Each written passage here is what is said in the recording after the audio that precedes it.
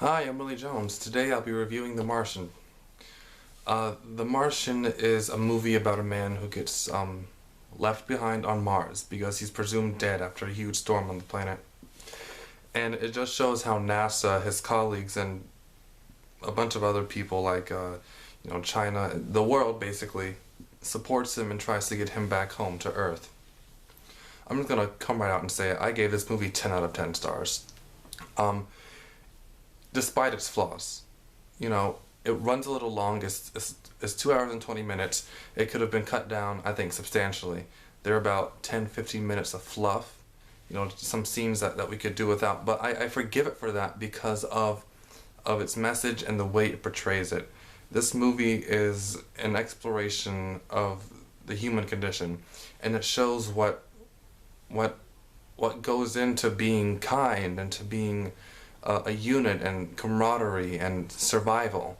That really touched me because the whole time he's on Mars, he's trying to survive. I mean, he colonizes it by growing his own potatoes, and he drives days at a time, days to find old equipment to communicate with NASA, and just his resourcefulness really impressed me. And that's what really keeps you on Matt Damon, watching him go through this journey by himself, literally, watching him survive.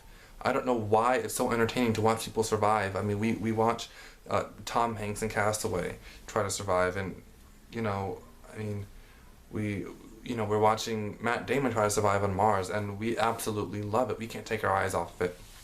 It also helps that there's a great supporting cast. It's not just like a Gravity sort of thing. There is a supporting cast who band together to try and get him back. Jeff Daniels gives a fantastic performance as the objective leader of NASA, who tries to do what he can to balance his company and get his man back home. There's Chiwetel Ejiofor in a fantastic role. You have Kate Mara, Jessica Chastain, and just a fantastic supporting group all around. Even Kristen Wiig, who I was surprised to see in there in her limited screen time, gave a really good performance. But really what it comes down to is Ridley Scott's direction and what he was trying to say. What he was trying to say to me was that when it comes down to it, we will all band together to do what's necessary to help a man survive. Because in the movie, even China helps out. They don't show China and America going against each other. Instead, they show them coming together. And that really touched me.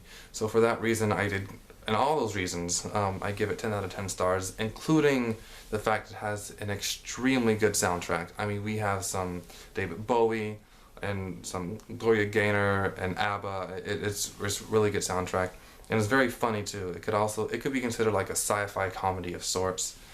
But I really recommend you see this movie. It can be seen at a local theater near you. I recommend it for ages. I was surprised by the amount of language. I will be completely honest with you. I was a little surprised by it, even though it's realistic because he's on a planet by himself. He would say those things. But 13 to 18 should be okay to watch this movie. Thank you for watching. I'm Willie Jones from Kids First.